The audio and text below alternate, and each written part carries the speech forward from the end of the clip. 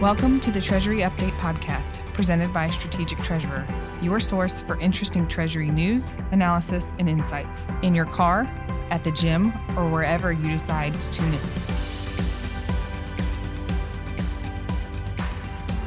Welcome to the Treasury Update podcast. I'm Craig Jeffrey, your host for today's episode. I'm joined by Gary Turner from TIS, and our topic today is developing trends in cash forecasting. Now, cash forecasting has been a massively important topic for Treasury, FP&A, and other areas, and it's not gotten a lot easier in the minds of many, but there are certainly quite a bit of development. So what's making it difficult? What makes it possible to forecast more effectively when the expectations have increased? I'm here with Gary Turner. Gary, welcome to the Treasury Update podcast. Thanks very much for having me, Craig. Appreciate it. And looking forward to having a discussion around here. We obviously see a lot of this complexity in our customer base and look forward to having a chat. This episode is partially built off of the recent research we did. Strategic Treasurer and TIS now have been doing the cash forecast and visibility survey results for almost every year for about 16 years now. And so just some background on the survey results, and you can download the report by going to the Strategic Treasurer website, looking for research and surveys. We'll drop a link in the show notes for that. We had over 200 respondents across the globe. The heaviest areas represented were North America, Europe, Asia Pacific, and then followed by Latin and South America, Middle East, and Latin America. There were over 50 questions. I think it's the 16th year. That's a bit of the history of that, and so thank you for underwriting that. One of the challenges, Gary, is how complex organizational structures grow to be. I was wondering if you wanted to talk through what you see are some of the complexifying factors that make it harder to forecast. Yeah, Craig, absolutely. There are a lot of things obviously that make forecasting difficult. A lot of the customers that I deal with and talk with on a daily basis are large global enterprises, and they have a particular set of interesting complexities because whether you've grown organically or whether you've grown via acquisition out into different regions, a lot of those customers end up seeing themselves with fragmented legacy systems and regional tools. That could be different ERPs, different treasury management systems. That leads to a lot of disjointed manual processes spread out across all of these different bank accounts and getting visibility into them.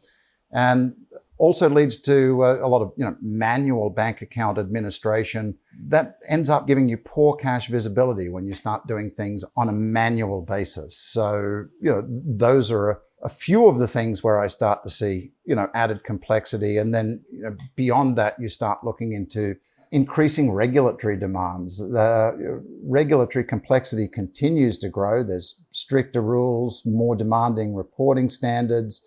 And treasurers have to navigate a web of local, national, and international regulations, for that matter, which often require substantial compliance resources, and it creates operational friction. Then you layer that onto the technology elements that we just talked about, and start to see where you've got limited cash visibility and manual processes. It's becoming a more complex operation almost on a daily basis.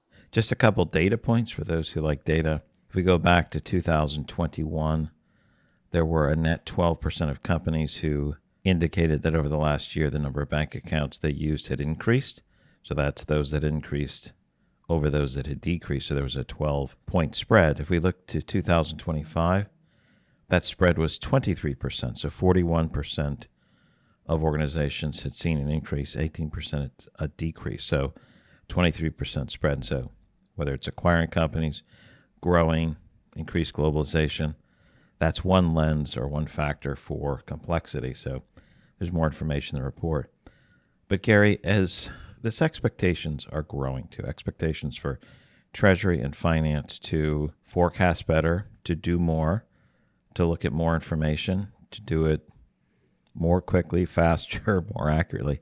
Everything's pushing in that one direction. It's been that way for quite a while. Just like if we look at what are people's priorities, forecasting doesn't seem like it's outside the top two if we go back even a decade. So what are you seeing in terms of the growth of expectations? Yeah, there's definitively a sort of a giant leap forward in expectations from a treasury perspective. And given that I love statistics and polls, I'll also just have got a few numbers that I looked at, which came from actually from a Deloitte poll.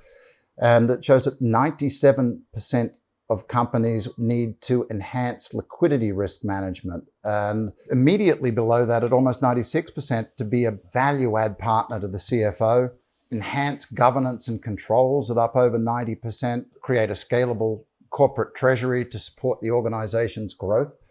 So treasury really is becoming a strategic enabler and a partner to the business and something that enables growth versus, go back 15 odd years ago when I first joined JP Morgan and was in their wholesale payments, which was including a part of treasury, where it was a little bit more of, tactical risk management, which is definitively not the case. It is a front of the house partner to the operation, which helps grow and needs to be aligned with strategy. I appreciate you mentioning some of the Deloitte statistics that were in the 90%. Those are significant. A couple other ones from the TIS Strategic Treasurer Survey. Management expectations about forecasting. Just over 3/4 saw greater accuracy was required, so 76%. Greater review and attention, 69%. More focus on variance analysis was just over half at 51%. So it's very clear that expectations have increased significantly for many. The other element, too, I just wanted to highlight as people looked forward, was forecasting going to be more important or significantly more important? So just those two categories. If we go back to 2018, 55%. Well, we have this compounding impact, and if we advance through the years to 2025, so a 7-year jump, 70% saw it as more important. So from COVID to the recent years, almost everyone sees it more important year over year. So it's certainly a key factor. The other thing, Gary, that I was just going to highlight is frequency. If we talk about expectations of accuracy, depth, getting data from different places, the value of more frequent has grown. So how frequently would people like their global cash position updated, real time, intraday, all of those have increased. And the expectation is essentially 25% want real-time cash positioning but aren't receiving it. So a third, 32%, want that. Now, there's still 43% want it at least daily, 38% are updating at least daily. So those are fairly close, but faster than daily is certainly growing.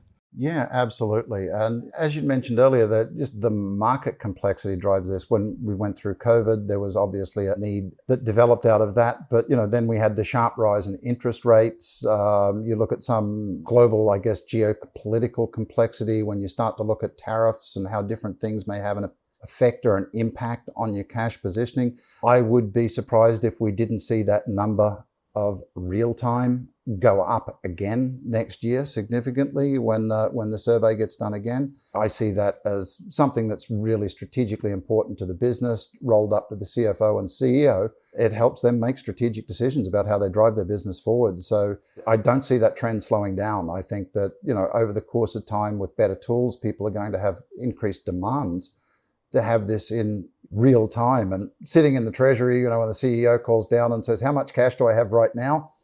And you can't answer him because you don't have that visibility and insight. Not a good look.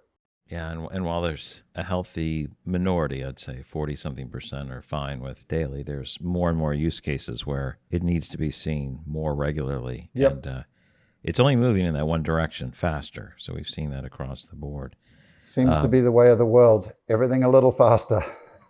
Yeah.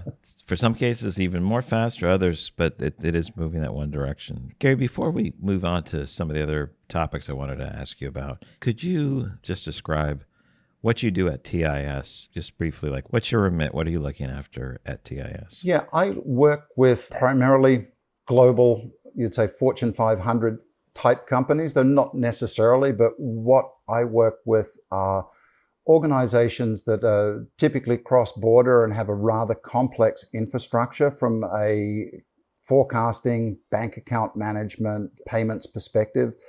So, a lot of those deal with, different ERPs, different divisions, different countries, different processes, and they're looking to standardize those controls and bring actually a global oversight, insight, and controls, risk controls to the organization so that they can have precisely what, the survey is calling for, in that, they have accuracy and knowledge of what's going on, where it is and where it will be. So yeah, typically those are the types of customers that I consult to and deal with.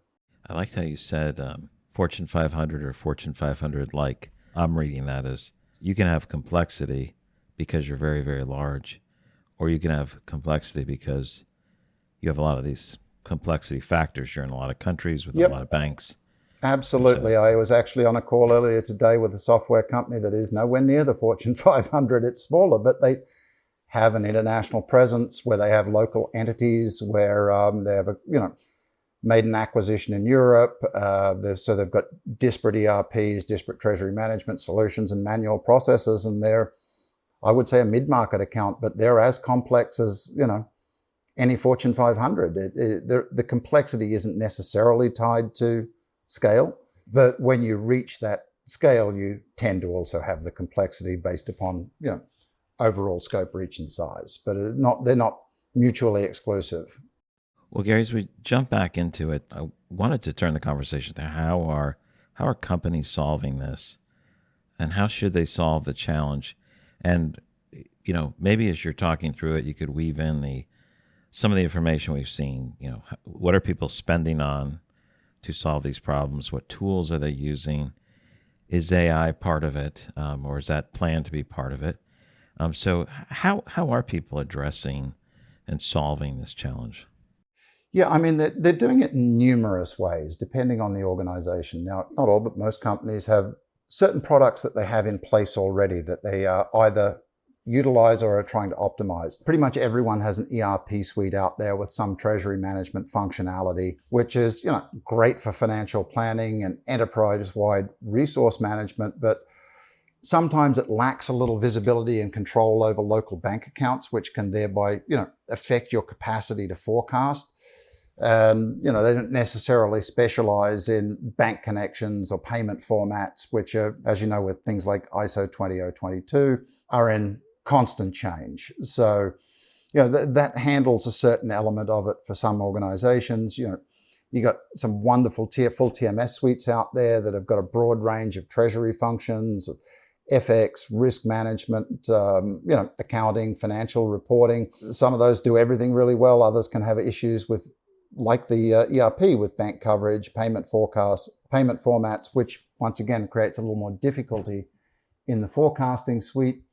And then you have custom solutions that are, or plugins that are built specifically to handle this. So I see different organizations trying to reach the same point with that real-time visibility, utilizing different systems. But like anything else, there's, it's a multi-layered approach. You have technology, but that's one leg of the stool. On a three-legged stool, you need people and process as well, or the stool won't stand up. So sometimes the difficult piece is not the technology. Sometimes it's getting your own processes and people in place to do this correctly. But it differs from organization to organization. But we definitely see an uptick in spending on solutions around cash forecasting. And as you mentioned, AI is one thing. AI is, in my opinion, one of the future trends that we're going to see shaping this space. On AI, the data from 2021 was using or planning to use AI to help manage the forecast was 27%, almost all forward-looking. And when we get to 2025, it moved up from 27% to 43%, with some using parts of it. But you can see the growth. That's kind of moderate growth from that time period, but changes in the last really recent little bit are having an impact there. But if you talked about those areas, Gary, in the three-legged stool, there's probably some other things that go around the stool as well. Like what else is necessary for accuracy and dependability? It's tech, it's people. Maybe let's get down to the next layer on that, if you would. Obviously, treasury acts as a strategic enabler by, as previously stated, evolving from a traditional back office cost center focused mainly on risk mitigation, liquidity payments, into an influential forward-looking partner. And that involves diving deeply into how you operate, enhancing their cash flow and liquidity. Effective treasury management ensures funds are available precisely when they're needed, and that prerequisite is putting the right systems and people in place. And that means utilizing technology for eyeballs, by way of example.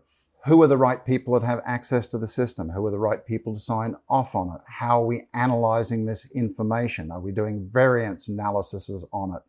Are we comparing, what may have been forecast in FP&A versus what's been forecast in Treasury? Are we utilizing AI for that? Because I was recently at an AWS summit in New York around financial services and AI and financial services. And I think that, it's exponentially exploding in terms of, what different organizations are utilizing there. And I can give you a couple of examples. Deutsche Bank just created what they called DB Lumina, which is an AI-powered research tool that accelerates the time it takes financial analysts to actually create and research a report. And Deutsche has stated that they've taken it down from what it used to take days to create the report for their financial analysts, and it can now be completed in a matter of a couple of minutes. Commerce Bank is doing something similar with workflows. So rather than getting out of the manual element of it, it's operated by AI. And they're using an advanced AI-powered solution to automate all of their time-consuming manual processes. And according to Commerce Bank, they've reduced their administration times by 66%. So as soon as you start to free up Treasury via the utilization of this sort of revolutionary technology, you're now allowing them to focus on what their job really should be, is to get back to being that strategic enabler of the business and getting out of a lot of this time-consuming, manual, potentially error-prone reporting. Those are some really good examples. It's the 20% improvement would be transformative, and you mentioned 66%.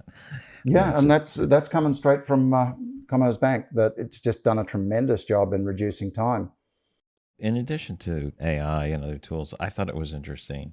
Specialized systems for forecasting tools. This is actually completely different from AI, or not necessarily an overlap on it. Specialized tools, those that are satisfied or somewhat satisfied with the tool versus dissatisfied.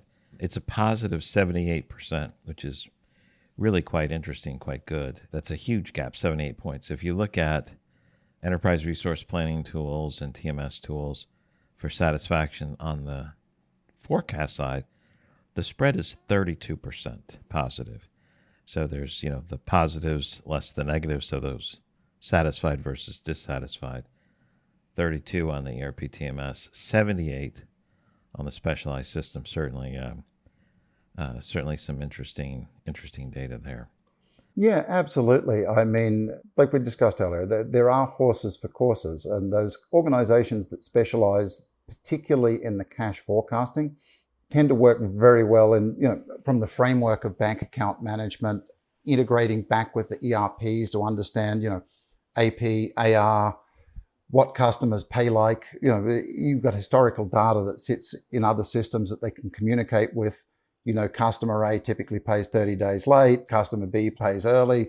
You can start to look at where your position is in the future a little bit better when you have a better plumbing layer, if you will, because these systems have to work with and integrate with what's already existing to augment and make everything better versus just purely standing alone. Because the complete repository of information around the organization, you have to consider and take into account and analyze everything that's going on. And that sits in different systems. So their ability to communicate out, pull everything in and can create these forecasts, it doesn't surprise me at all that it's a significantly higher level of satisfaction. 78% seems pretty good. It's hard to get 78% of people to agree on anything. I was thinking about forecasting. I was trying to remember one of those Yogi Berra quotes. Have you heard a lot of the Yogi Berras? Oh, he's got some of the best. Yep. I may be paraphrasing this, but on his quote on forecasting is very difficult, especially about the future. It's like, He's a man I would have used- loved to have had a beer with. I got to be honest with you. That was a funny man. That place is so busy, nobody goes there anymore. It's like it's excellent. It's discussion about developing trends, and some of these are ongoing trends, right? Long-term trends as well as developing trends in cash forecasting. I'd love to hear your final thoughts, whether it's on the complexity factors, changes in expectation, or how people are solving it. What would be some final insights? But from my perspective, I think things are becoming increasingly complex in terms of the capacity to forecast. I do believe that AI is going to play a massive role in the future beyond where it exists now. Cash flow forecasting, as we know, drives the financial stability in corporate treasury. And traditionally, this process relied on historical data, spreadsheets, manual analysis. AI is going to transform that process. It's already beginning, and bring new precision and efficiency to cash management and liquidity management. And I'm really excited to be a part of that ride. We're doing some things at TIS in that manner right now. We introduced something at AWS Marketplace recently. And I see a lot of other organizations doing similar. AWS themselves, because obviously they build a lot of stuff internally, being Amazon, have had some interesting studies on their own cash flow forecasting and management utilizing their own AI tools. And I see that as incredibly important, along with, as we mentioned before, those specialty plumbing layers that bring in the information from around the organization and then utilize AI to analyze it and get more accurate, more real time, and a better prediction of where you're going to be in the future. Gary, thank you so much. Really appreciate you joining me for this discussion. No worries. I appreciate it. Thanks very much, Craig.